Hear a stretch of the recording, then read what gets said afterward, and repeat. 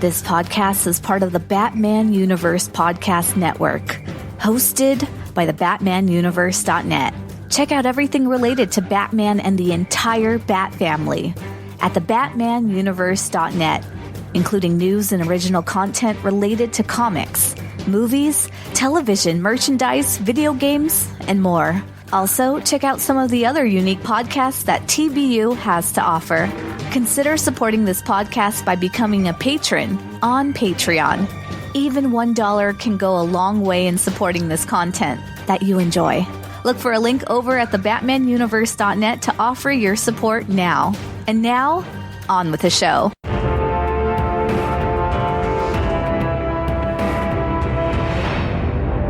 Hello and welcome to the Batman Universe Comic Podcast Season 14, Episode 1, first episode of 2022. I'm your host Ian, and I have with me... This is Steph. And this is Theo. We have a very full episode because we're starting the weekly Shadows of the Bat event in Detective Comics, which means that we're going to be reviewing 2 episodes of Detective Comics every episode until the end of March, when this explosive storyline will conclude. So we're going to get into it pretty quickly. Anything you guys want to share? I'm not on death's door anymore. I am doing slightly better. After reviewing the first 2 chapters of Shadows, I may find myself near death's door. Come on. Poor Theo. But it's so... Not to give away the game, but we are extremely excited about this. So let's get into it.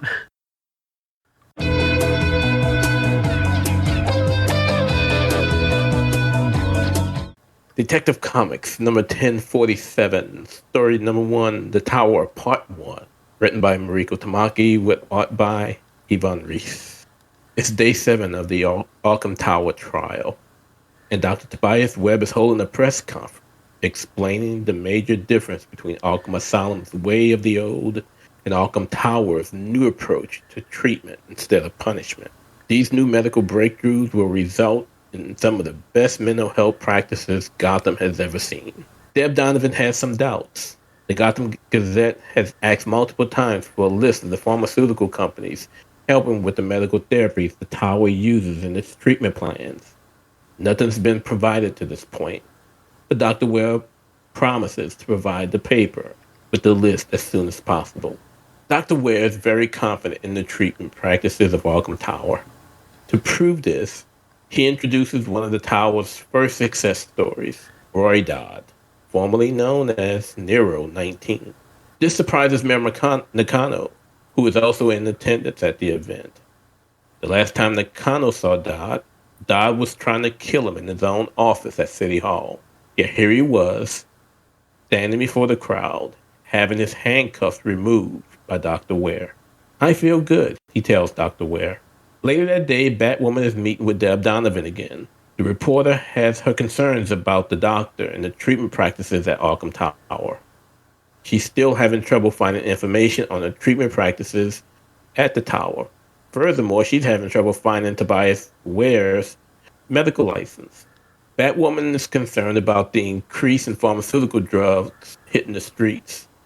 The party crashes have returned, and they seem to be the source of these drugs. Is there a connection between the drugs and the new tower, or is it just coincidence? Day 24.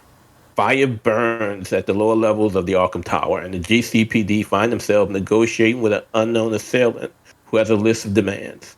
Inside the burning building, Oracle calls out for members of the Bat family who are already inside the tower. There's no response from either Steph or Nightwing. But Anna Volshin walks the halls, bloody scissors in her hands.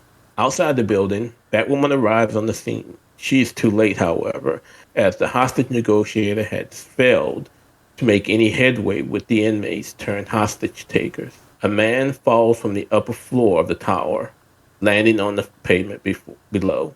Tobias Ware is dead, killed at the hands of Roy Dodd, Anna Volshin and others, his dead body missing a finger. Batwoman leaves the scene and rendezvous with Cass on the nearby tower. It's still not safe for them to scale the building as they still are having trouble getting the layout of the security system. They need to get an idea of what and who are in there. Suddenly, Nightwing calls out. He's somewhere on the ninth floor. He saw Steph earlier, doesn't know where she is now due to gunfire. Oracle, on the other hand, is worried about Huntress. No one knows if she's hurt or even alive. Little do they know that she's in an elevator shaft, distraught and bloodied. All right. So, first question: How do you like Ivan Reis's art for this first big story in Gotham? He's done a couple of shorts before, but he's done stuff for Superman and Aquaman. What do you think about him on Batman or Gotham? Because Batman's done it. Oh, I suppose. It's great. I mean, I think he does a wonderful job capturing the characters, being consistent with characters, making them look good, but, not all the same. Sometimes artists have a problem with making females all the same face. No, I'm really, really liking it. It's very dynamic, very active. He's a great artist. I would say is most of the time artists, and this actually also goes for female artists too, is there's just a tendency to have one or two faces for characters that aren't explicitly based on like a model or an actor. The art germ. Yep. But like name any actor, like I mean any artist, they're like most of them do it. Yeah. I mean, he's no Dan Moore, but there was a reason he was the main writer the main artist on Superman. Was it Superman or was it Action? But there was a reason why he was chosen for that. He is that good, and yeah, I definitely like his style. Now, if I had to choose between him and Dan Moore, I'll take Dan Moore. Well, yes, but like Dan Moore is a once in a generation talent. Like, but him and Jorge Jimenez are just like freakishly amazing. I have no complaints with his artwork. It's absolutely stunning. So no, more of this would be absolutely fine with me. I get vague, what's the one I don't like that makes them all too sexy? Bennis? Ed Gilliam Bennis? Gilliam March. I get vibes like his, almost his creepiness, but a little more mainstream. Like, I like it. It's not as glossy as, not as Gilliam March, which is the part I don't like about him. I think it's pretty good. I think back to Batman Eternal, where the guy who did the first 3 or so issues was Jason Fabok, and I think that Fabok and Heiss have a very similar style in just being really solid. They're not quite as flashy as someone like Jim Lee, but they've got just such a solid and appealing look to them, and they do really great just action stuff. There's a sense of just energy to their action sequences that's really good to have in a book like this. Detective Comics basically doing Die Hard. So I think it was a great choice to have Ivan Reis come over to Gotham for this. Pretty cool first main story. What do you think, and this is kind of a question that'll probably come back every episode, what do you think the true plan behind the Tower and Dr. Weir is based on this first issue? Whose true plan? Well, I mean Dr. Ware's plan. Oh. He honestly just strikes me as a tool. Like, he's one of those guys that thinks he's all that in a bag of chips, but he's really kind of small pickings. I'm assuming the flashbacks we get are of him and his mom's story, so he might have a little more depth and a little more depth to his plan. He might have thought things through. There might be more dimension to his evil schemes or whatever, but I wouldn't be surprised to find out he's not the main guy. He just doesn't seem that powerful or that evil. He just seems like a tool. Yeah, and he also seems very like a con man to me, very fast talking. Yeah. As Steph was mentioning stuff that's going to be in the next issue. That we'll talk about.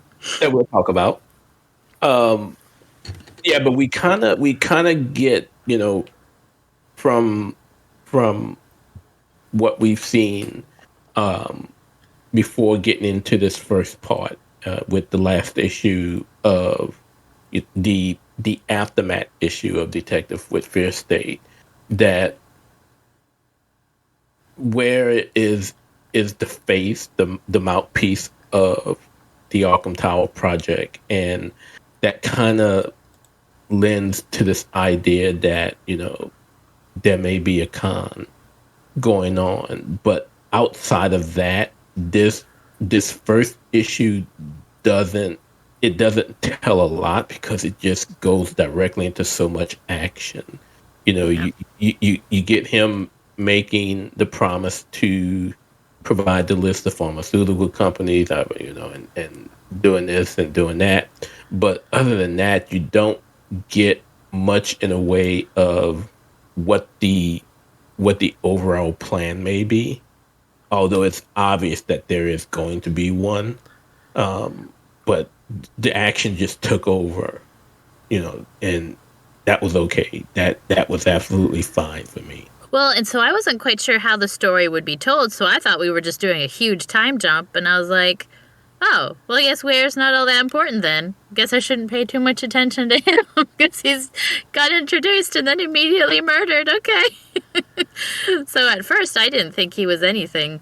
Well, that actually brings me to my last question for this issue. Well, for this section of the issue, which is, what do you think about this jumping backwards and forwards in the timeline as a structural device? I love time jumps as a storytelling device, like keeping certain elements hidden but getting you curious about how someone ended up in whatever position. Like Memento is one of my favorite movies of all time. A great film. No, it is. And but it has to be done well. It can be done very poorly, and just a little timestamp is plenty. So I'm more than happy with that storytelling method as long as they continue to label things. Tom King. Exactly. Oh, stay out of my head, Steph. Stay out of my head. See, this type of time jump works because it's there and you get an idea and you know exactly when the jump occurs because it says right there on the page. Mm-hmm.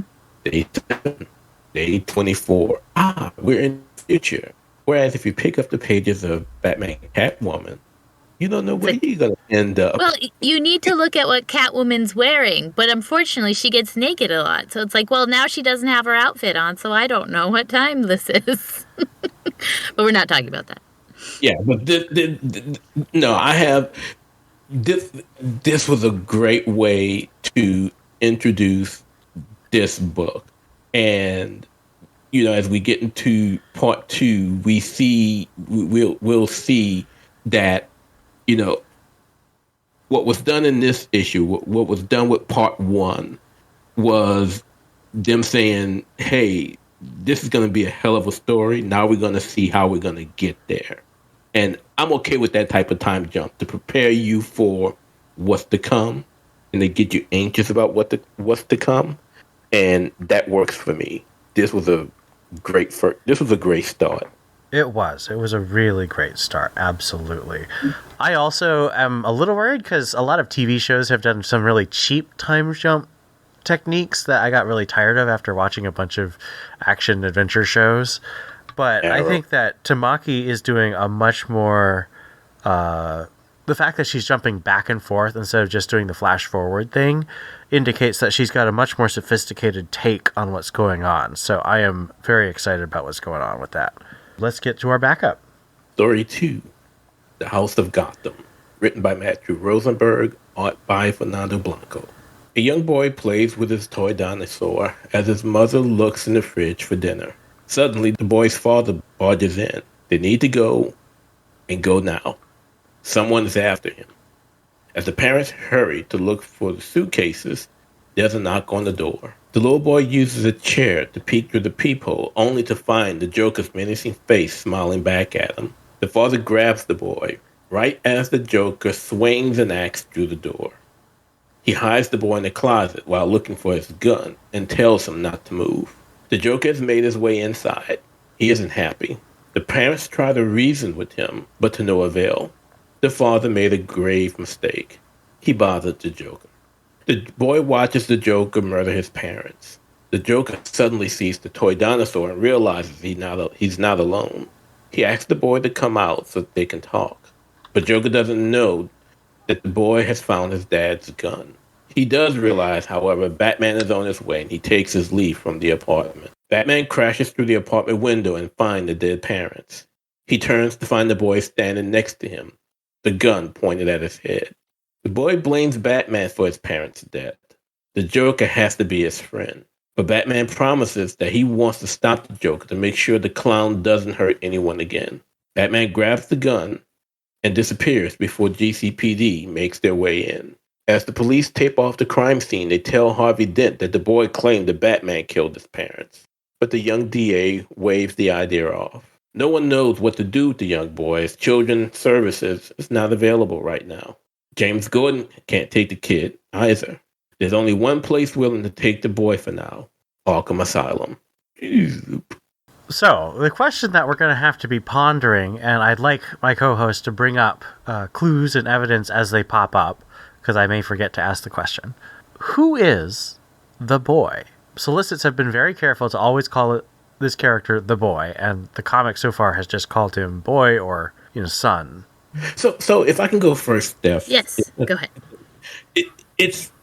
It's hard to get many clues in this first part as to who the kid might be, but as we get into the second part, I think there's a little bit more.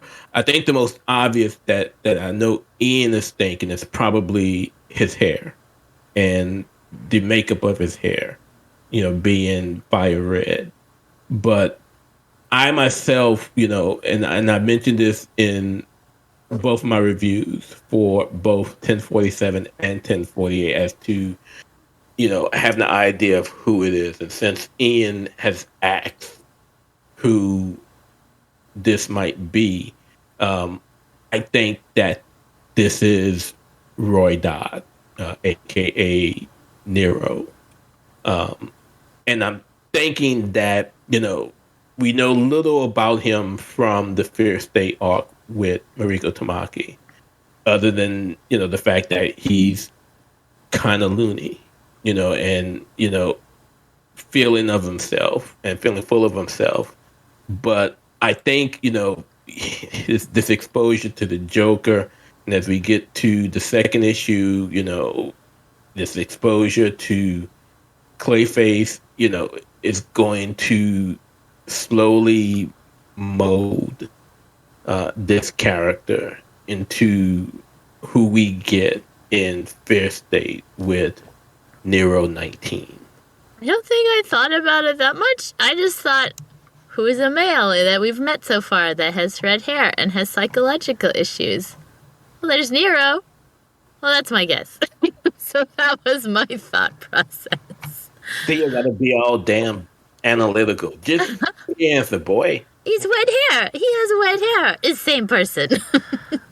I mean, you guys are way ahead of me. I literally was like, who could it be? I don't know. What? And you guys are like, Nero. I'm like, oh, duh.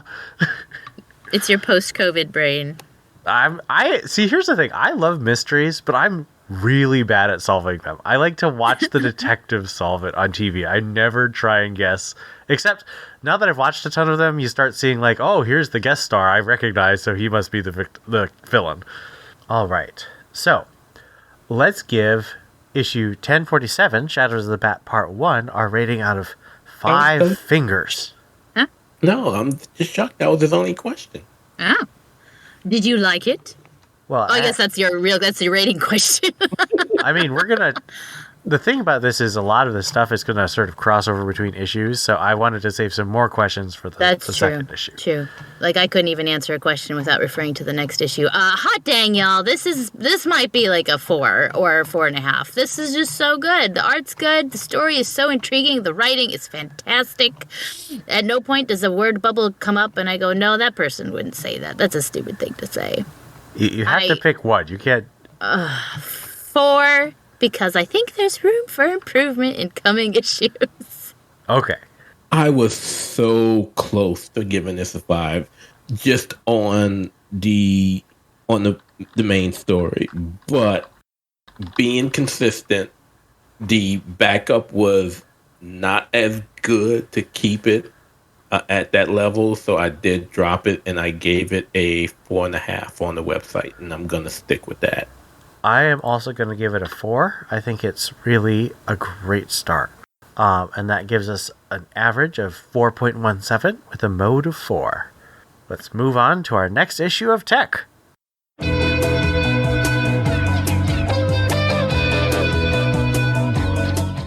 Detective Comics number 1048, Story 1, The Tower, Part 2, written by Mariko Tamaki with art by Yvonne Reese. Many years ago, Harriet London is looking for young Tobias Ware. She finds him sitting alone on a couch with doctors and cops standing around him watching. Harriet speaks with the young child about the recent events in which his mother allegedly committed some extremely heinous acts. She hands him a sucker and promises that the doctors will take care of his mom, and she will find a place for him to go.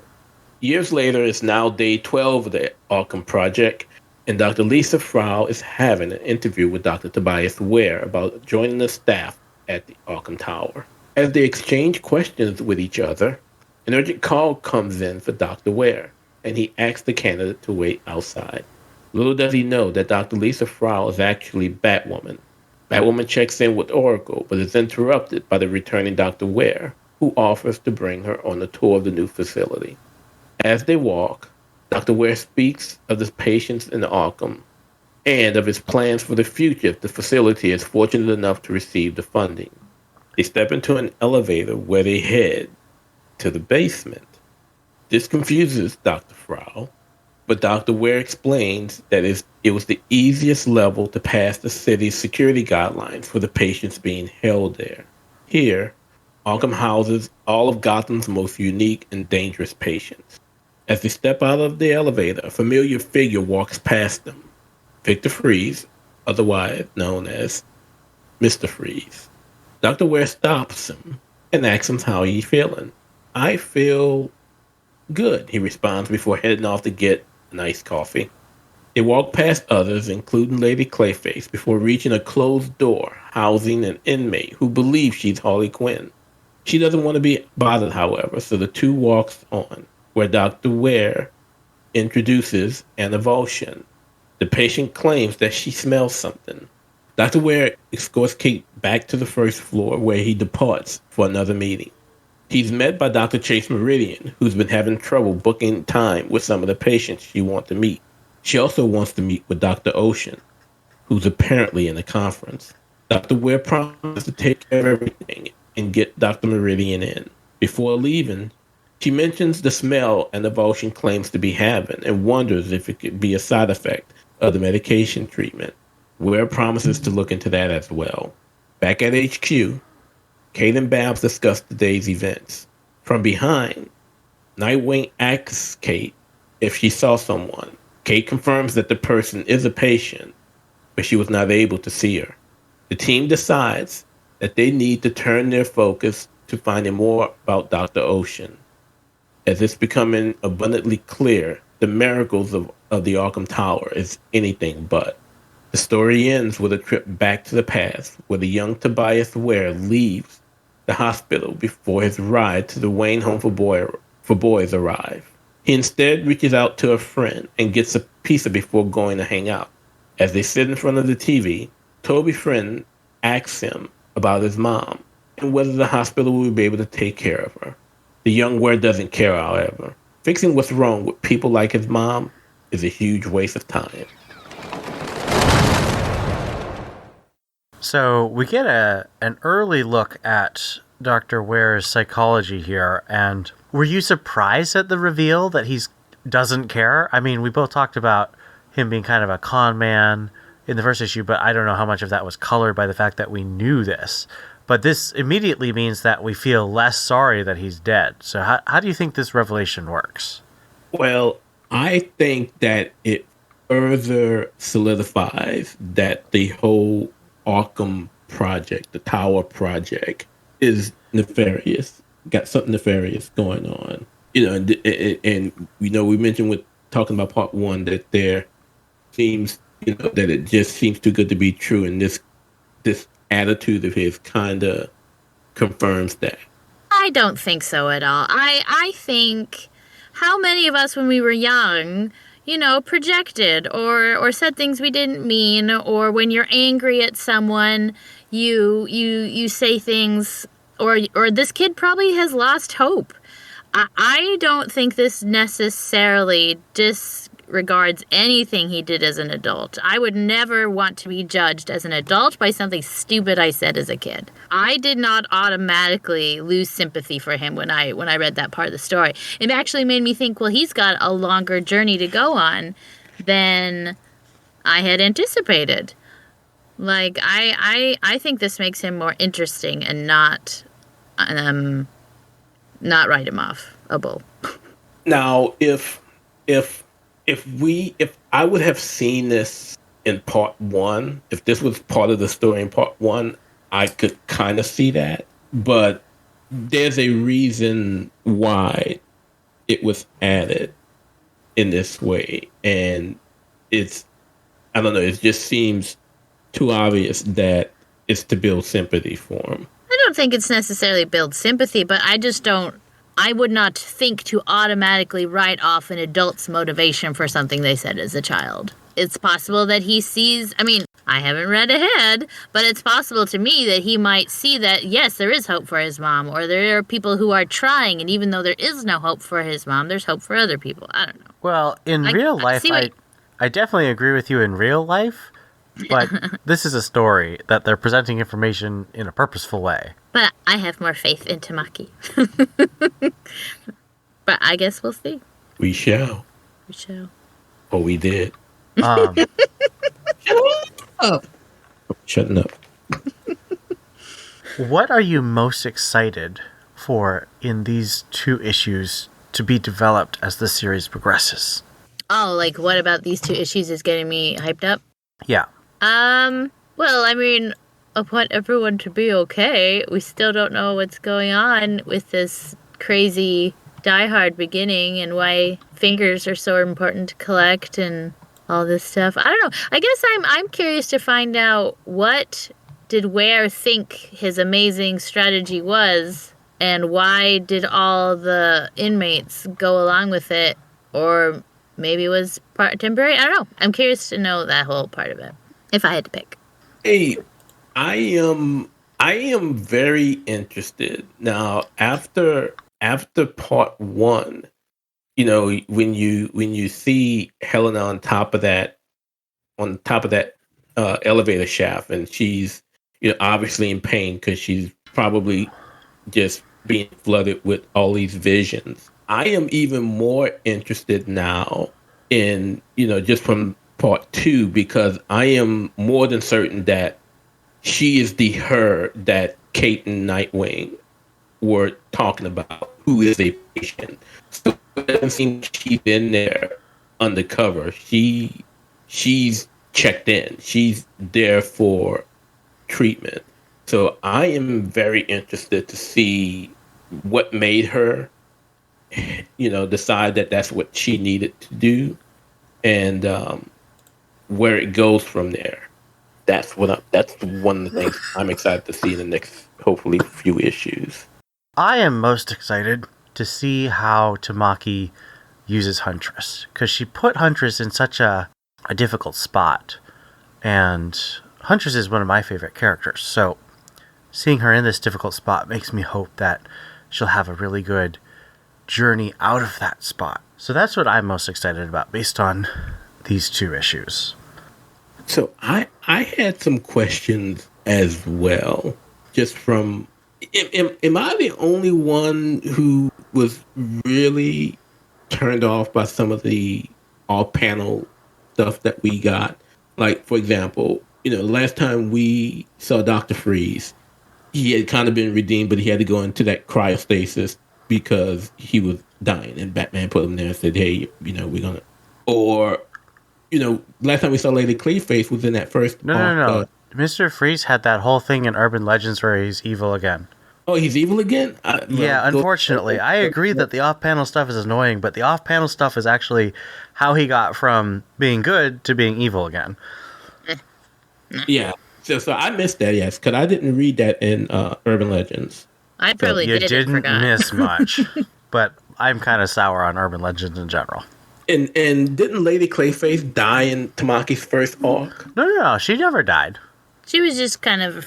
She was kind of out of it, but she didn't She was die. out of it. Right, but remember at the end of the arc where what's his name sees her and thinks that's his daughter, and as he reaches out, she just dissolved. Right, I think but she's. she didn't But she die. comes back. She She comes comes back. back. Doesn't When? she? No, When she's down in the tunnels. no. I'm pretty sure I saw her later. It wasn't in Detective.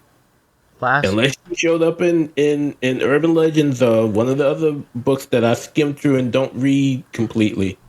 Well, this is not up to date at all. Well, this says Detective Comics 1038 is the last issue before 1048. Yeah, and that was the neighborhood arc. Mm-hmm. Yeah. Well, she's mud. If she dissolves, she can be undissolved, right? Yeah, I don't think she died. Yeah, because from what I remember from that arc, she was now in this unstable phase because of the chemicals that she was inundated with on A-Day. Yep. And at that last point, because again, she was having trouble, keeping shape, and it was the fact that she saw Mr. Ward's daughter that she was able to take her shape, but since there was nothing else that she could do, as he reached out to her, is when she basically dissolved away, and there was nothing with regards to finding her, collecting her, what have you. And now all of a sudden she's in Arkham, which again is a wonder because, in Gotham City Monsters, she was a good girl, and then apparently something happened and she did something that got her put back in Arkham again. But I don't know. I never thought she was dead, so this one didn't. I'm kind of like, yay, I get to see her again, because I feel like she was a bit underutilized in the original arc. Okay, so next question. Is the I'm good too much of a coincidence or no? Oh, no. That struck me immediately. I was like, oh, they're either learning a script or they're hardwired. Oh, yeah, I mean, this is like, if you ever watch Agents of S.H.I.E.L.D., this is like the Tahiti. It's a magical place, like a catchphrase that everyone uses. And you're like, that's a little creepy. Did you drink a bunch of Kool-Aid there? Have you ever been to Lake Loudguy? There is no war in Bossing Say. Do you kind of get the sense that this may be a tryout for Kate to get her own book again? I mean, if they will give her a good book, I mean, maybe you guys liked the last one better than I did, but I hated the last book. I don't like Batwoman in general. What? Aw, I love Batwoman. I just hated the last book. I don't like the storylines they give Batwoman a lot of times. Even in Elegy? I don't know what that is. That's her origin From what story. I've seen. Oh, I don't know. Okay, so my last editorial thing, and I don't know if you all picked it up. I picked it up, and again, unless I'm, operating on, just a few hours sleep. Mm-hmm. But little boy Toby is sitting there at the hospital with the magazine. The magazine, who's on the magazine cover? Grown man Bruce Wayne. And yet, here it is, we now have grown man Tobias Ware, and we still have the same grown man Bruce Wayne. Why can't DC get it? Well, so, no, here's my question. Do we know for 100% sure that Dr. Ware's first name is Tobias? I'm pretty sure that's who Okay. it is. Okay. Did they say how old he is in the flashbacks, though? He looks pretty dang young. We looks... could theorize he's like 12. Yeah, he's like 10 to 12. Which would mean, like, if you're 10 years, like, I think that at this point we all acknowledge Batman's been operating for at least 10 years. Not 20 years, which is the only way the Arkham Knight story makes sense. Yes, I am still salty about Arkham Knight. But you see it now? Yeah, I do. No, that is a little weird. He looks like he could be, really young. And I'm sorry, unless you're some type of child genius, to get through residency, you're not going to be a psychiatrist, Do we know that he's really a doctor, though? Well, apparently they have the licenses. But, like, This is Gotham. Everything's for sale. He could fake his way through. I'm just saying. I'm kind of But, thinking he's a con man. I can see that too. I mean, he definitely has, he definitely has the charisma. Yeah, he's got that patter. He's like constantly deflecting when uncomfortable questions come up. Okay, so let's move on to our backup. Story number 2, House of Gotham, Chapter 2, written by Matthew Rosenberg, art by Fernando Blanco. Alfred pulls up to Wayne Manor with an injured Bruce Wayne in the back seat. As he exits the car, he tells Alfred of the trap the Joker laid for him. Despite this, however, his biggest concern was finding the boy who lost his parents. In the Batcave, he searches for the whereabouts of the dead victim's son as Alfred sews a wound. He finds out that he is now at Arkham Asylum for observation while they look for the next of kin. Bruce tells Alfred to bring him a suit and some cover-up for his face. At Arkham Asylum, Dr. Harleen Quinzel speaks with the young patient about the events leading up to the death of his parents. He's not too interested in talking, but he answers her questions about the men he feels responsible for his parents' death. He asks to use the restroom, which is down the hall on the right. Instead, he follows a trail of clay and heads to the left, where he finds Clayface doing his worst impression of mopping the floor. From the right, Bruce Wayne enters Dr. Quinzel's office, looking to speak with the young man.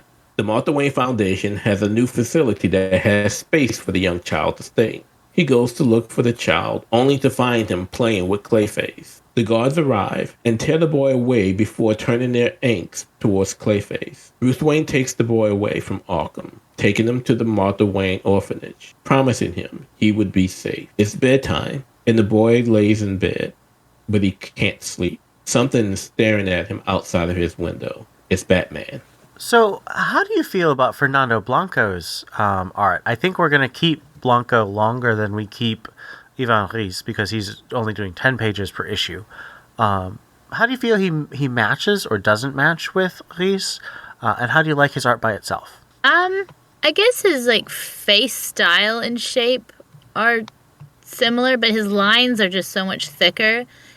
You get a different feel from this. I'm glad this isn't the artist for the main story, but I don't dislike it at all. I think it's a great backup artist, and I think it gives a certain smudgy, dirty feel to the story about a poor boy with mixed views of reality and Clayface. So I thought it was appropriate. I like it. I don't think I'd like it as a main story because, thick lines just don't appeal to me as a main art. So, first off, I enjoyed Chapter 2 more than I enjoyed Chapter 1 from a story standpoint. I don't know, and maybe I'm wrong, but for some reason, I got David Lapham vibes from some of the panels, and it's probably due to some of those thick lines and the dark tones that seem similar to the Foundation's backup story we got a few issues before,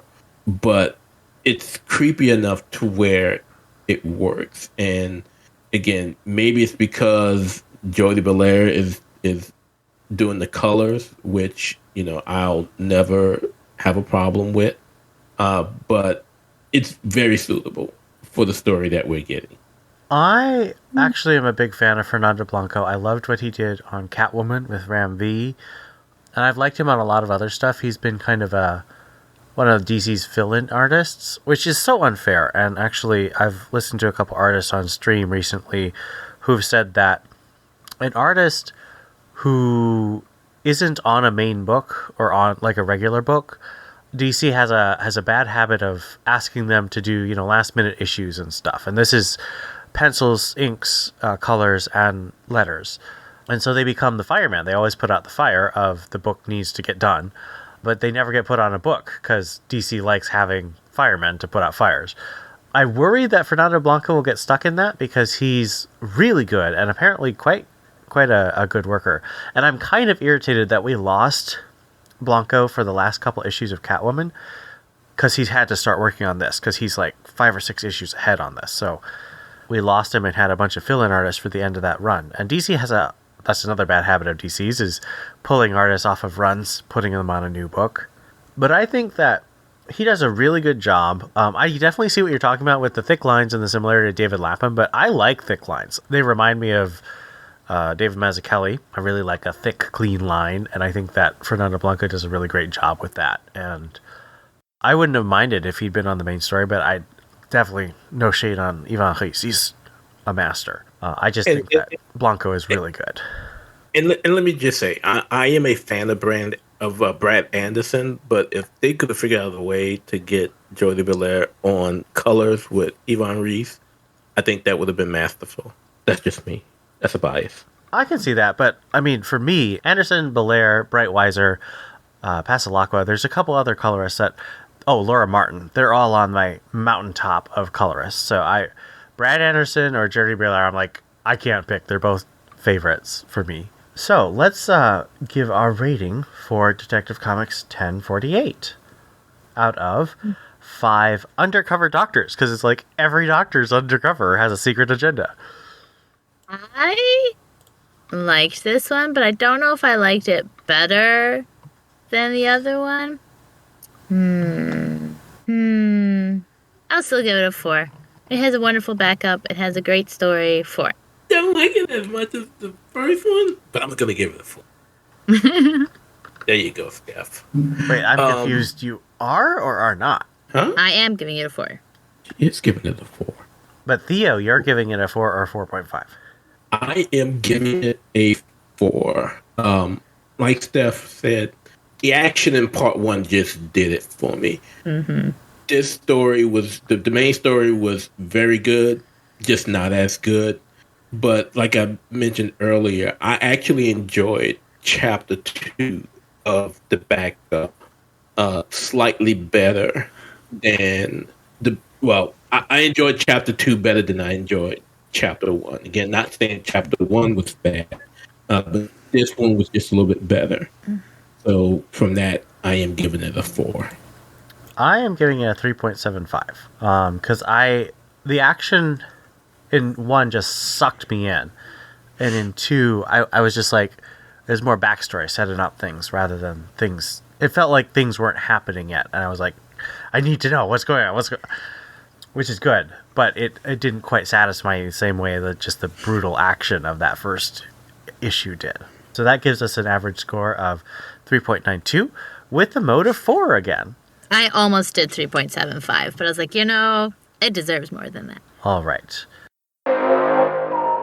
Whether you are a first-time TBU Comics podcast listener, a 13-year veteran, or anything in between, we'd love to hear what you think about this episode or any of the comics we discussed. Send emails to tbu@thebatmanuniverse.net. Join our Discord server linked at thebatmanuniverse.net. Send us a tweet at TBU_comics. Or, if you're a patron, leave us a comment on our Patreon page. We'd also love it if you left us a review on iTunes. We'd love to read your comments on the next episode of the Batman Universe Comics Podcast. Batman may claim he works alone, but we know that he needs the Bat Family. Join the TBU Bat Family and let us know what you think.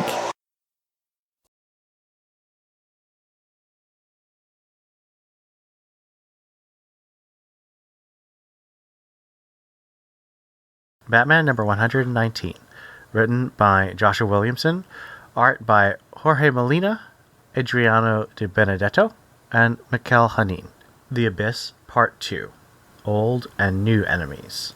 Bruce remembers Alfred warning him of enemies hiding in the light as he confronts Lex Luthor, who orders the police to open fire.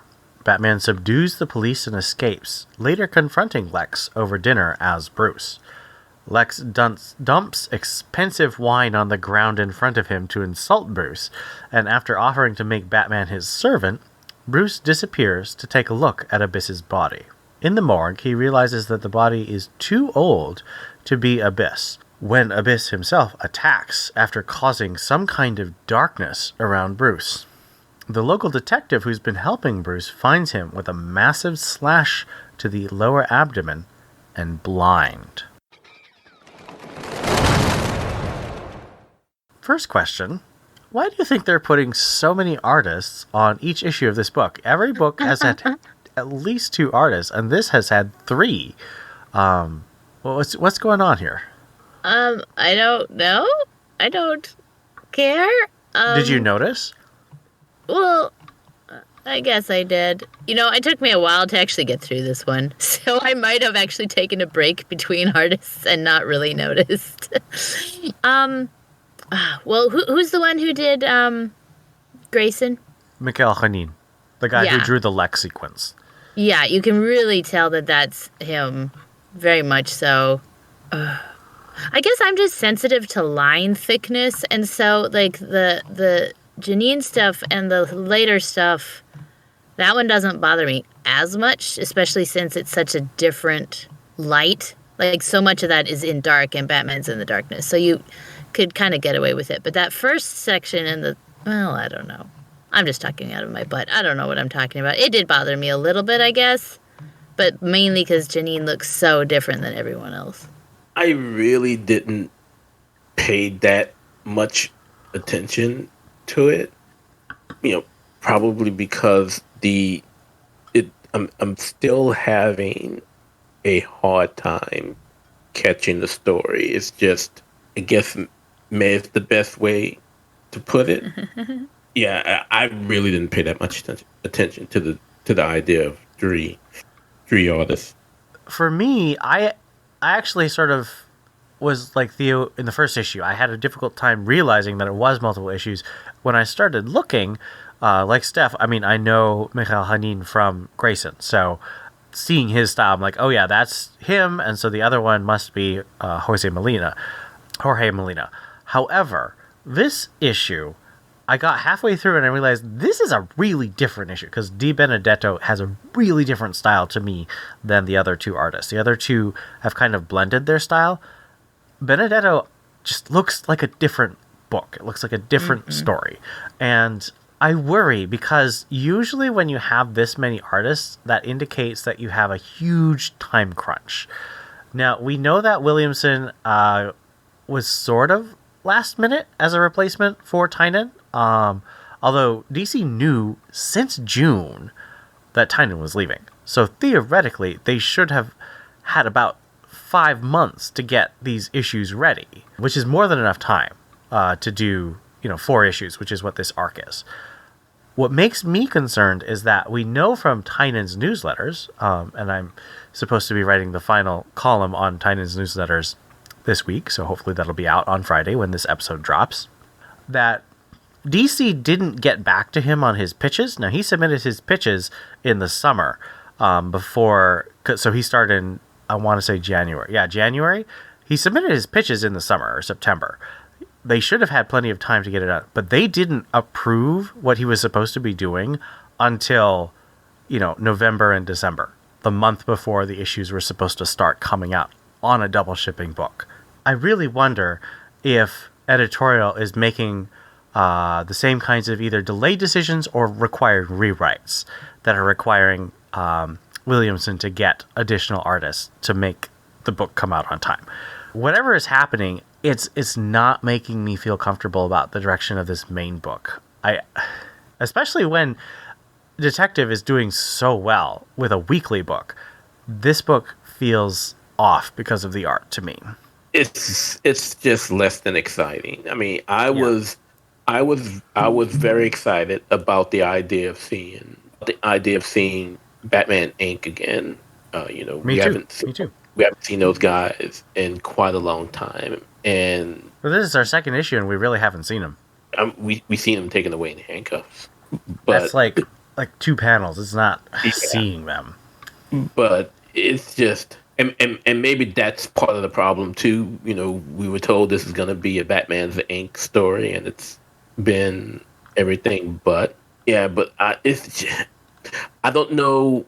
And part of this I feel is something that we spoke about in the past, and something that I mentioned was a concern, and that is the fact that Joshua Williamson is writing too much. I mean, how many books does he have out right now?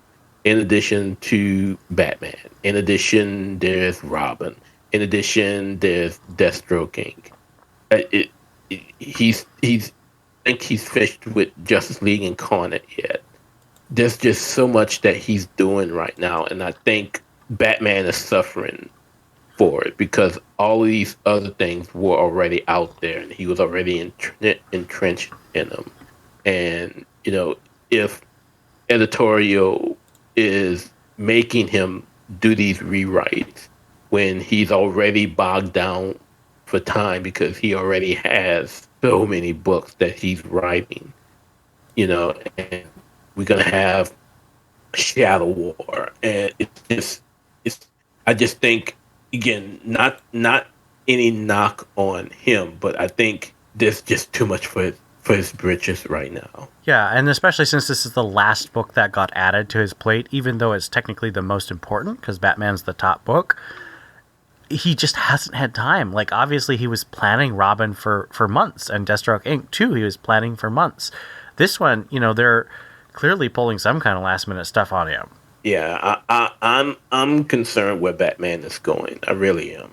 I will say this, because it's crossing over with Deathstroke and Robin, both of which are much, more established books. Not more, I mean, obviously Batman's more established, but much more established runs under Williamson's pen. I am much more excited about that because that probably has a lot more planning going into it. All right. Second question. So I think that the scene, I do agree with you. This feels really meh to me. The scene that most stood out to me was that scene between Bruce and Lex, just because of how absolutely petty Lex is in it. What did you think? Was that your favorite scene too, or do you prefer a different scene? Favorite? Well, I don't have most a favorite enjoyed. anything in this book. Like the thing that sparked the most joy you got out of it, however much that was. Okay. What's her name? Joy Cano? Joy something. No, what's her name? Marie Kondo. That's what it is. Oh, good grief. I liked seeing Alfred. For one page. Yeah. It's a whole page. It's a lot for a dead guy. We saw that in the backup for tech. I still liked it. It doesn't matter. So, I don't know. Like, I kind of glucked over the scene with Lex, and I thought Bruce was too easily baited. I don't know what his problem was.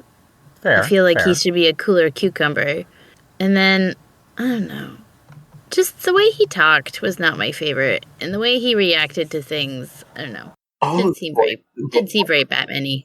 Yeah, both cases didn't seem right. Not only Lex, but Bruce as well. And I guess it just, again, kind of goes to, is this all too much for Joshua? Yeah. No. And let's be clear. I mean, I feel a little bad because we're being pretty harsh, and I think this story deserves the harshness. But this is not a bias against Williamson as a writer. We've all consistently loved Robin. That book is consistently the most agreed upon book in this group of podcast hosts. This is not a we hate Josh Williamson club at all. We just think this issue needs a lot more work. Well, this is Batman too. Like, it's the Batman podcast. We want to like this book. Yes, we do. I don't know. And you know what really kind of just threw me off, and it's actually the art, was that absolute last panel of Batman just makes me think of Adam West. Yeah, I don't know. The way they're drawing the costume isn't really inspiring. And the way like some of the dialogue is written, it's not hokey. I wouldn't say it's hokey, but it is not top tier writing, in my opinion. It is not hokey. It's not hard to read. Sometimes it's so bad, my brain won't let me keep going. This is not that. It's just not amazing. Yeah. And the thing is, for me, I've just come off of 2 Batman runs, which unusually I really enjoyed. I really enjoyed Tom King, and I really enjoyed James Tynion. And this isn't doing it for me. So I'm hoping it'll do better, because I definitely want this book to succeed. I want people to like the main Batman book. But speaking of things we like, we have a backup. And this is advertised as a Gotham Academy backup, although it only focuses on Mia Maps Mizuguchi, who is one of the main characters of Gotham Academy. It is written and illustrated by Carl Kerschel, one of the co-creators of Gotham Academy. The other two, Becky Cloonan's on Batgirls and Wonder Woman, and Brendan Fletcher's had a lot of health problems, so unfortunately he's not present. But I think Carl Korsel does quite a good job, to sort of spoil it, but let's get into it. For the winter break, Maps Mizuguchi rides home from Gotham Academy, pondering the disappearance of her classmate Lindsay Okamura.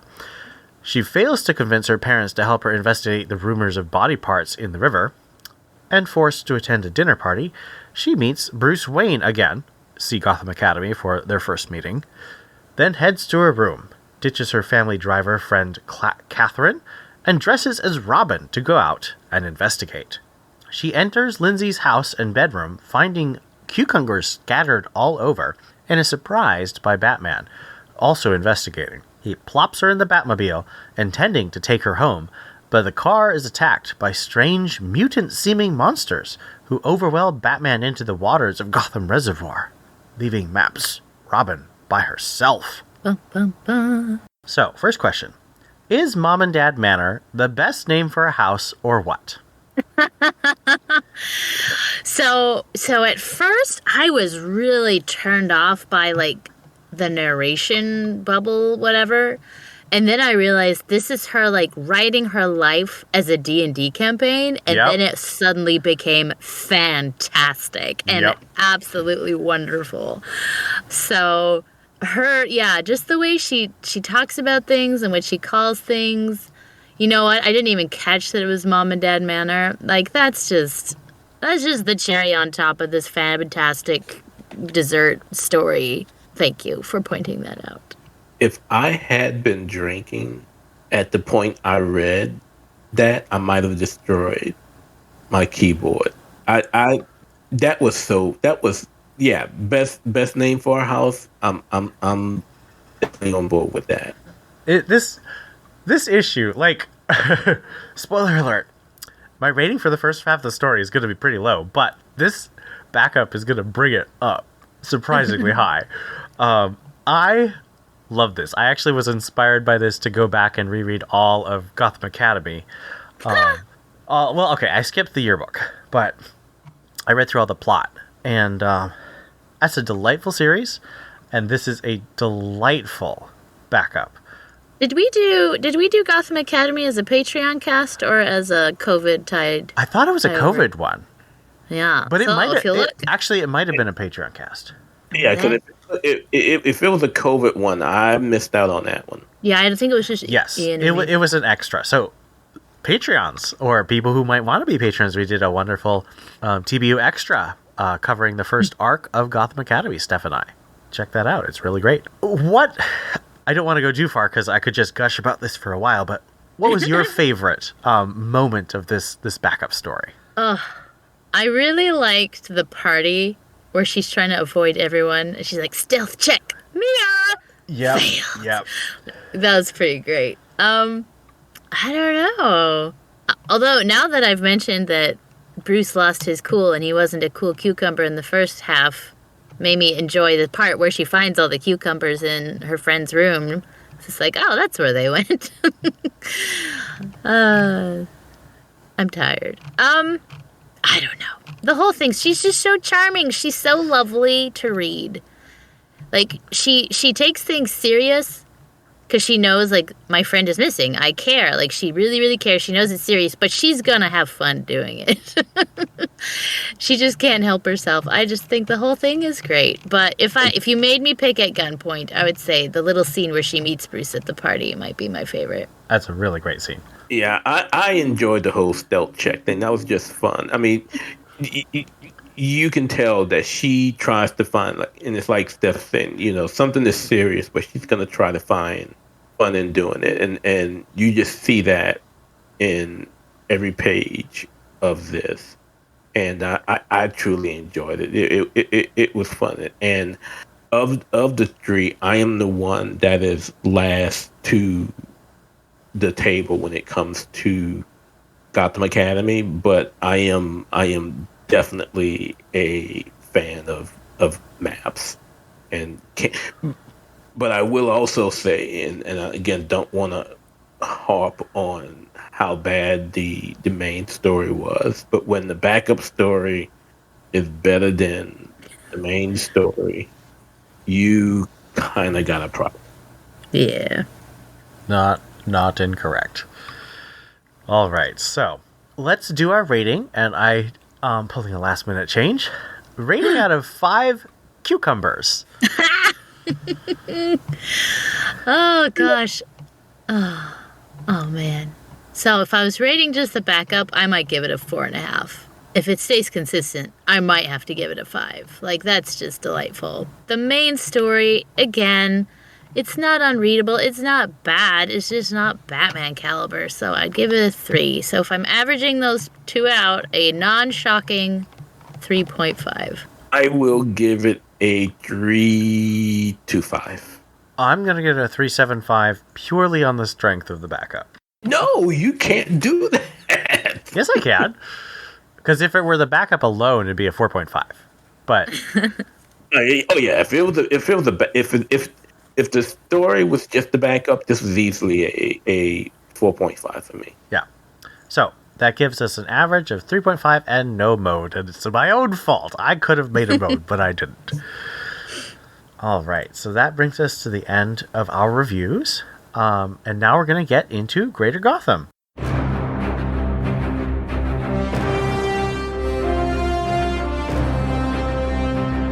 Remember, our rating scale for Greater Gotham is thumbs up, thumbs down, neutral, or abstain. Abstain means we haven't read the book. So, starting with Batgirl's number 2. I start with the hardest one. Oh, gosh. I almost want to talk about it. Do it. But why is Barbara suddenly in a wheelchair when she's not in a wheelchair everywhere else? Why is she calling Dick Babe? I've never... What? What is that? They just started getting back together again, and they're on to Dick Babe. So, Yes. And Yes. why are there so many bad guys? There's like 5 bad guys in this story. I have no idea what's going on. Oh my gosh! Sister, reach. Thumbs down. Reach, sister. Thumbs down. This it's just terrible. It's just, and then when you add the terrible art on top of it, it's just Again, I'm buying this book because I'm supporting the characters.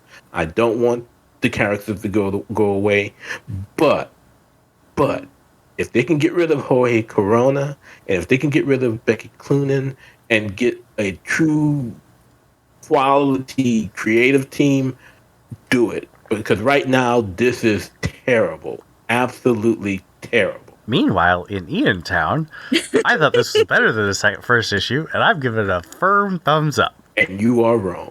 That's okay. I mean, it's America. I could be wrong. Robin and Batman number 3.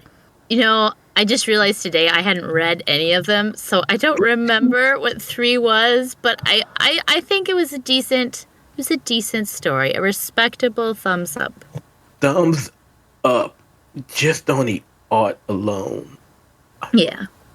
The art is gorgeous, but I have to say I wasn't a big fan of the story, so I'm going to give it a neutral. If it were just the writing, I'd probably give it a thumbs down.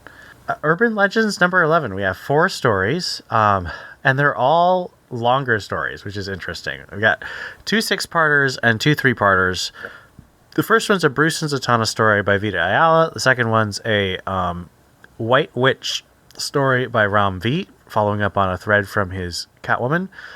The third story is I don't recognize this character, Eternity story, and I don't recognize the creative team either. And then the fourth story is a Ace the Bat Hound story by Mark Russell. What do we think about Urban Legends number 11? I don't know. I had mixed feelings about the whole thing. Now that you've said them all, I can't even remember anymore.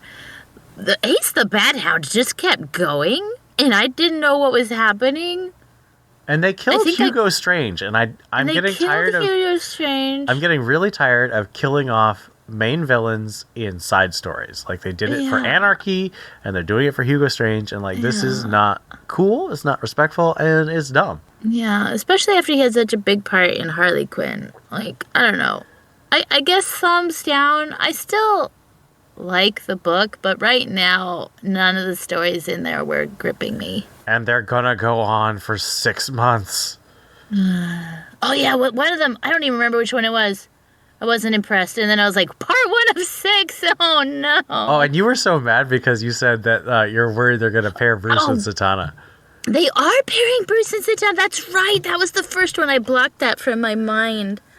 I went to my therapist today, and maybe I talked about that. Just kidding, I didn't. But I did go to therapy. But anyway, yeah, no, that's horrible. If they canceled Batcat versus Zatanna, I'm going to be pissed off. They're going to do it just because they heard you say it. They're going to do it just because I said that. Like, whatever. We're gonna show that little purple-headed thing. You can't tell us what to do. Yeah, I know. First they're making purple people bad, and now they're making Batman with Zatanna. It's ruining my life. Or making Bruce with Zatanna again. Again. I know. It is an abstain for me. Urban Legends has become too much of a chore to read, and when a book becomes, when you feel you have to read it just because and you're not really enjoying it, at some point you have to let go. And I've pretty much have done that. So abstain. I think that's quite reasonable. I've given this a firm thumbs down. That Ram V story is pretty good, actually, the White Witch story, but everything else is trash, and I'm really upset that we're getting 6 months of trash. Come on. Even the Ram V story seemed a little too melodramatic for me. I don't know. Like, it was cool, and it was kind of cool seeing Bruce and Ghostmaker in her storyline, but I'm still... All right. I Am Batman number 5. It got really preachy. Like, I get diversity is important, and representation matters, but it's a comic book. Why don't you show me instead of literally telling me? Like, those are literal lines out of the comic. Yeah, I think that those last lines, like, on the whole, I actually thought the comic was actually improvement for me. But those last lines are just like, really? You had to come out and say it like that? Yeah. It's a neutral for me, and it's probably due to that last part. Yeah, I don't know. I am starting to sour on Ridley on I Am Batman, and maybe it's due to the fact that they've forced him to move Jace out of Gotham to I New think York. he drove that decision. At least that's how it sounds in interviews. Okay, yeah. Tom King took the blame for Batman and Catwoman not getting married too. So That's true. You have a good point. yeah, I don't know. It's the excitement I had for Second Son and the excitement I had for the first few issues of this run has it has almost run its course. I said I would wait until he makes it to New York to see if things pick up again, and that's what I'm going to stick to. So I'm sticking to it at that point. But Jace is about to run his course with me. I actually am going to give this issue a thumbs up because except for that line, I actually really liked everything that was going on in it. However, like Theo, this issue itself was better crafted for me, but moving him out of Gotham for apparently no reason other than like either editorial or writer just wanting to, I'm just not excited. And that I don't think I frustrates actually gave it a rating, but I think the overall idea and writing and story is a thumbs up. I think this is a weak ending, but I'm still going to give it a thumbs up with the caveat that it was a little weak. me. Future State Gotham number 9. Thumbs up? I feel like there was something in there that really hacked me off, and I don't remember what it was. But at least I'm emotionally invested. Oh, Grifter died. No, Again, that was last issue. Was it? Oh, I don't remember. This is the issue where they interrogate Punchline.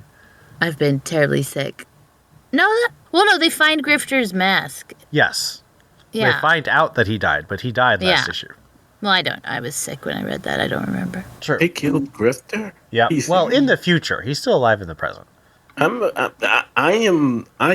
abstaining first of all, but I am having a hard time, unless you all can explain it to me, finding the reason why this book still exists. Because Batman Beyond's canceled? I'm serious. I think that's why. I think they want a future title, and they canceled Batman Beyond and they had this going. And they don't have to pay for a colorist. And they don't have to pay for a colorist. I don't know. I don't get this. Anyway. I mean, that first arc with Jason and, and having him team up with Jace, all of that was pretty fun, but I don't. It was too long for me, and I am tired of the fact that it's still Jason. Like, come on. Like, we have a little hint of something with Dick Grayson and Talia, but that was one page. Come on, give me the Bat family. You promised it wouldn't just be Red Hood. You didn't say that right, because I'm telling when you said they mentioned that one thing with Nightwing and Talia, that's you don't say. Talia and Dick are not working together, but they ran into each other, and Dick is taking drugs, and Talia wants to take more drugs so she can find Damien. More drugs. More drugs. Are you serious? They're doing that? Yep. Comic book. Yep. God, make it stop. Yeah, so this is a neutral for me because it's not awful, but it's kind of like why? Why are they doing this? It's pointless. All right. Last book on Greater Gotham. The Joker, number 11. Oh, yeah, I realized I hadn't read the annual, so I read the annual and then number 11. So again, so confusing. But I think neutral, again, just because the cannibals gross me out. It's not a bad story. It's fantastic. It's very exciting, blah, blah, blah. Ew. Fair. Neutral. Cannibals are indeed gross. And they're taking Texas and they're dragging the name through the mud. Well, it's because of the Texas Chainsaw Massacre. They're basically the Texas Chainsaw Massacre combined with the Beverly Hillbillies. But one thing that actually made me mad about it was that Barbara was fine and flying off to Texas, and then I pick up Batgirls, and she's like, my back hurts, I'm stuck in a wheelchair. It's like, what? Wait, how far apart are these stories? Well, I'm pretty sure that Joker is taking place before Fear State. Okay. I could be wrong, but that would You be would think my it has to, though. You really it I don't know. It's so hard with all of these splintered titles coming. I mean, because the Joker was supposed to be a spinoff from Joker War and all this and that, and we're now almost a year removed from Joker War now, aren't we? Mm-hmm. And yet this is still going on. How much time or how much more can you? 3 issues. That's what we know. Okay, but still, how much more can you throw in there to tie it to Joker War, which is what I mean. I do kind of wish they had made this a 12-issue mini because I think that might have tightened it up a little bit. It suffers from the same. It suffers from the same argument that I made about Future State Gotham. What's the point right now? What makes this a thumbs up for me is just that the writing, the story has been very good. But yeah, I mean, to me, I agree in terms of tying into something going on now. It doesn't anymore because Tynion clearly was intending to do that himself, and now he's gone. But the level of quality of the writing is just so high for me. So definitely a big thumbs up for me. Still, probably my favorite title on the stands, although, and I'm not doing this just because it's me, but I do really love Batgirls. All right. I'm going to kill him. So next time, it's just going to be Theo and Steph. I'm going to be dead because Theo killed me. Yep. Oh. I thought you were like, I'm going to get worse again. No, don't get worse. Oh, I hope not. Minnesota. He's going to fly up here and kill me dead because that is the only right and just thing. But I will die with a copy of Batgirls in my heart. At least we know that there's actually a market for people who like the book. Yeah, I will say I think it's kind of niche, sort of like Gotham Academy. But I think it's there. From what I've seen, especially out there in the Reddit world, it seems to be it really seems to be a love-hate type of thing. I've seen very few in betweens. Yeah, I think that's fair. But yeah, God, I hate it. And oh, Steph, I'm gonna need for you to preach to me again after this is all over. That was a sermon.